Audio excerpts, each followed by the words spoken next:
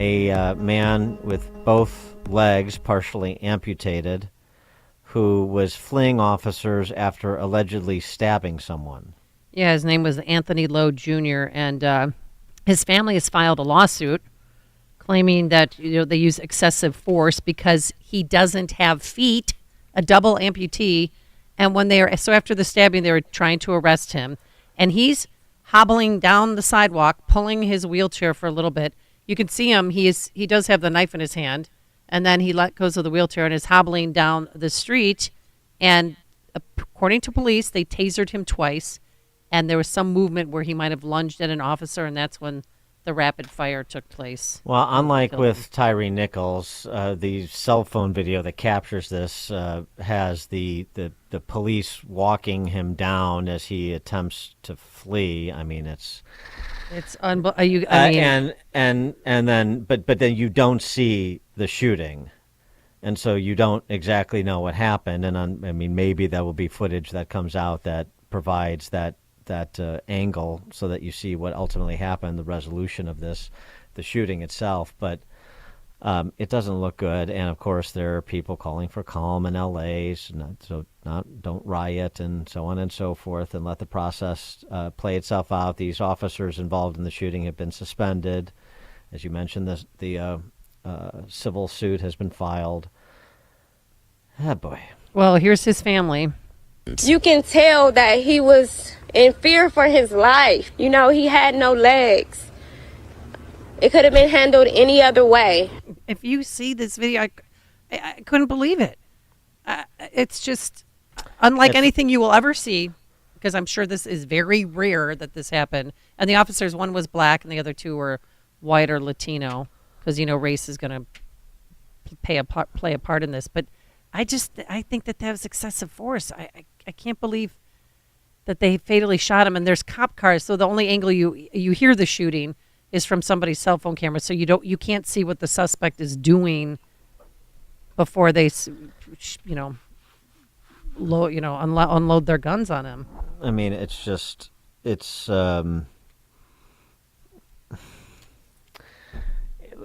look, this is a serious matter. A man lost his life, but I mean, it's just so surreal. I mean, it's almost like a cartoonish caricature of what has happened to big city America. And it's like, I mean, if it wasn't so serious, it would be like a Wayans Brothers sketch.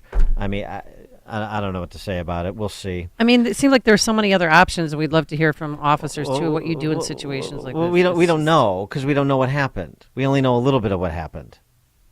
What do you do in a situation that we don't know? I don't know. What was the situation? From the video I saw. For more on this, we're pleased to be joined by our friend Heather MacDonald. She is the Thomas W. Smith Fellow at the Manhattan Institute and author of The War on Cops and the Diversity Delusion. Heather, thanks for joining us. Appreciate it. Thanks, Dan and Amy. So the Tyre Nichols police killing in Memphis, and maybe, depending on more information becoming available about this incident in Huntington Park, California, we're talking about. I mean, this is going to be the same thing that plays itself out after every single one of these that we've gone through over the last decade, where everybody sort of plays their part and there is no light that occurs. It's just heat that's exchanged, right?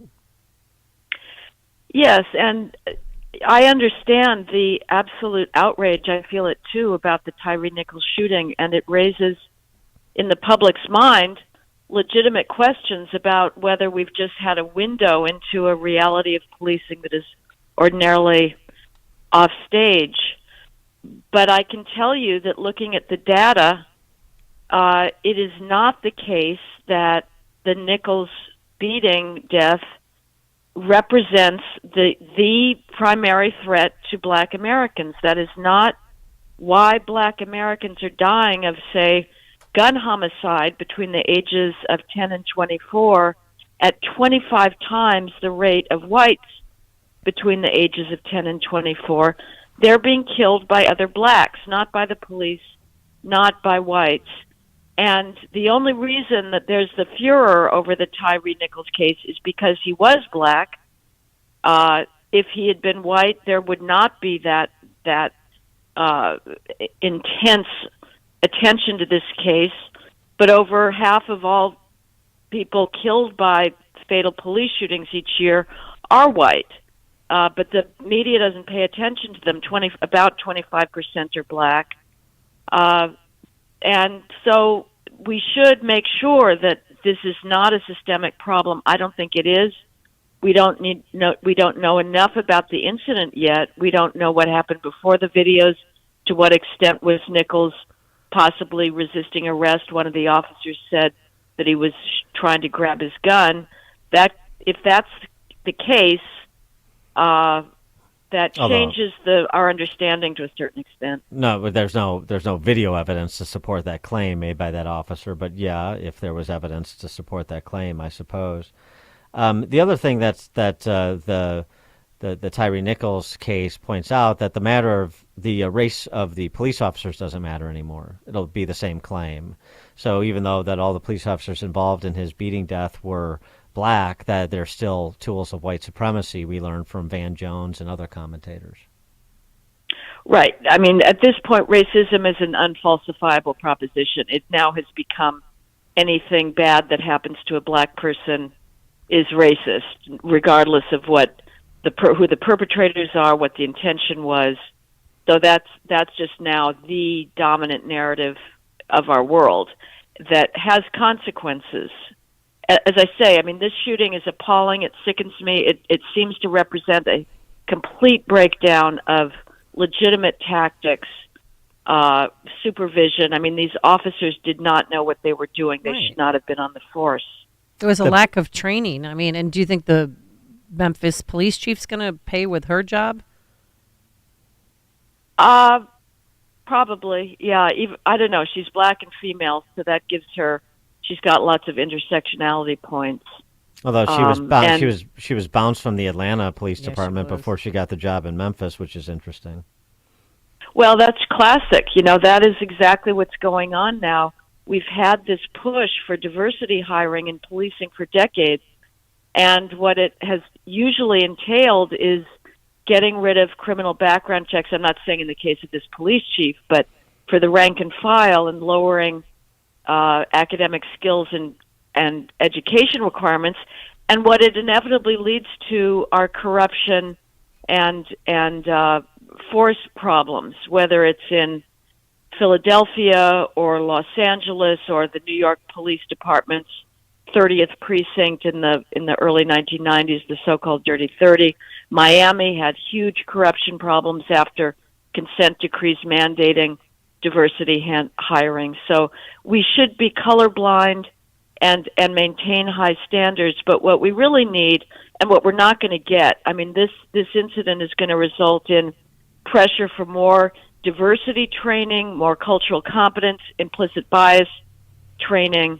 And instead, what officers are desperate for is hands-on, realistic, tactical training and training in de-escalation, how to control their stress. That is something that is extremely unrecognized in sort of public circles about policing, but they need help in managing their emotions in these what seem to be high stress situations, so that they can slow down, think more carefully, and make sure that they're following their tactical training. But as I say, even that is inadequate at this point. You know, it's interesting. We got this when we were talking about it last week. We got an email from a former Chicago Police Department officer and trainer. His name is Tom Klein. I spent 54 years with Chicago Police Department, 30 as a sworn officer, and 24 as a trainer at Chicago's Police Academy. I was canceled the last 5 years of my career because I was trying to teach officers how to think for themselves and work by a set of standards that could not be compromised. I was exiled, given to an office, given nothing to do for 5 years. For a long time, the administration has not wanted officers who can think for themselves. They want people who follow orders unquestionably, and that turns out to be a problem, because you have people that are not able to, I would just surmise, be resilient in a situation that, occurs that no one could have predicted. I mean, you're going to be thrown in situations that can't all be game planned, so you have to have sort of a set of policies, procedures, but also sort of trained mind to read and react appropriately in the moment. And that doesn't seem to be what's happening, at least according to this one longtime CPD in Chicago, for example. Yeah, I don't really know what he's referring to. There may be a certain amount of self-exculpation there. And again, I don't know. Yeah, right. I don't know what it would mean to teach officers to think for themselves and why that would be a threat. But all I can say is what they do need, once they come on the force, there are these negligible continuing education and service requirements. And, you go to the range and you fire a gun a few times to qualify. But what you need, and the ideal is the NYPD, for example, the New York Police Department, has a entire village that's been created, or streetscape, where they can work on taking cover, calling for backup, making sure that you're not exposed in a situation where you feel compelled to escalate your use of force and have to make very split-second decisions about shoot, don't shoot. And, just to return to the point about the absolute negative effects of diversity hiring, the Obama administration did a voluntary study of the Philadelphia Police Department and found that black and Hispanic officers were more likely than white officers to shoot a black suspect thinking that a cell phone, say, or a can of Coke was a gun. That's known as threat misperception. So what will probably, even though these 5 officers were black, you can be sure that we're going to hear that we need more diversity hiring, and that may just create a vicious cycle. We're also going to have a massive attack on proactive policing, these specialized units to try and get guns off the street, which are valid. It's a valid concept.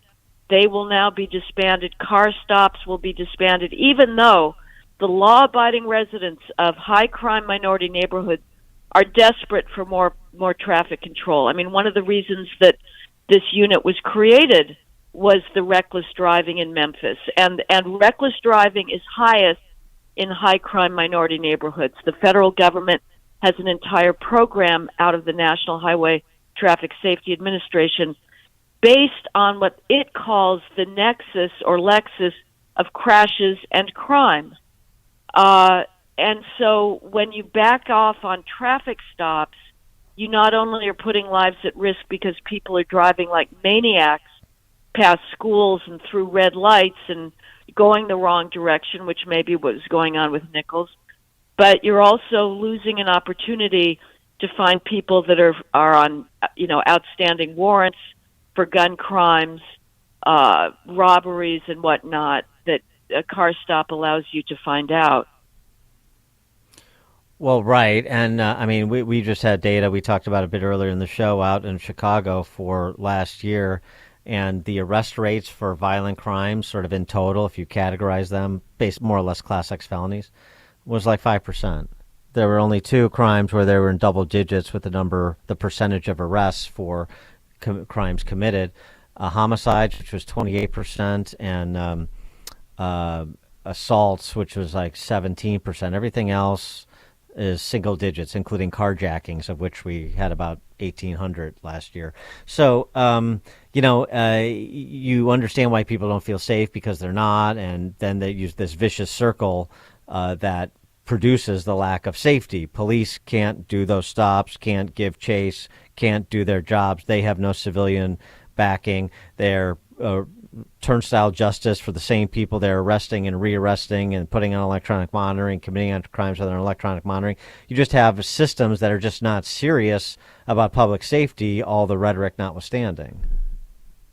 Yes, and again, any instance of abuse, of excessive force is terrible, and we should have a higher standard for the police. They're the government, and so, we're right to be outraged when one life is unnecessarily lost by police brutality or excessive force. That is a legitimate standard to have. Yeah. But let's be realistic. The threat to the black community is black criminals. 10,000 blacks were killed in homicide in 2020 due to the George Floyd crime increase. That's 3,000 more than all white and Hispanic victims combined, even though blacks are only 13% of the national population, and they're being killed by other blacks. And when the police back off, as they have in Chicago, this is another iteration of the Ferguson effect, which I talked about, but now it's even worse with the George Floyd effect. When cops say, forget it, I'm not going to make those proactive stops, those discretionary investigations, to see if that guy standing on a corner looking like he's hitching up his waistband to see if he has that gun is in fact armed, I'm just going to drive on by. More black lives are lost. So this narrative that President Joe Biden perpetrates, that everyday blacks are legitimately in fear of their lives when they step outside from a cop, that is complete nonsense. In 2022, there were 7 allegedly unarmed blacks killed by the police. 7 out of probably 10,000, another 10,000 homicide victims, a population of 44 million. And allegedly, because the Washington Post defines unarmed very, very broadly, it turns out that a police officer is 400 times as likely to be killed by a black male as an unarmed black is to be killed by a police officer. So if the left always says policing is so safe, the right exaggerates how dangerous it is to make a car stop, and this is really a really safe profession. If it's safe to be a police officer, then it's 400 times safer to be an unarmed black person vis-a-vis a police officer. So the narrative is completely backwards. She is Heather MacDonald, Thomas W. Smith Fellow at the Manhattan Institute, author of The War on Cops, as well as The Diversity Delusion. Heather, thanks as always. Appreciate it. Thank you, Dan and Amy. Thank you. And she joined us on our turnkey.pro answer line. This is the morning show more Chicago radio listeners are choosing. This is Chicago's Morning Answer on AM 560. The Answer. Oil investments involve a high degree of risk and actual results may vary. Oil and natural gas keep going up as the Russia conflict escalates. Get in on the next major oil boom now and help the U.S. with your patriotic investment that can potentially pay you monthly income for up to 20 or more years. That's the sound of a producing oil well and the sound of a smart investment. If you're an SEC accredited investor and have at least $25,000 liquid now, you can take advantage of Encore Energy's projects and a huge tax savings for this year. If you invest in oil and natural gas, you're allowed to write off nearly 100% of your investment in the first year. Goldman Sachs is projecting oil to go up to $100 a barrel, and natural gas is the fuel of the future and trading at record prices. Call 800-287-6691. Encore Energy is a major investor and experienced operator in its core area of operations. Call now and learn how to deduct 100% of your investment and create 20 or more years of potential monthly income. Call 800-287-6691. That's 800-287-6691. You're off right by finally losing the weight. Schedule your consultation with NJ Diet today. Their scientific approach will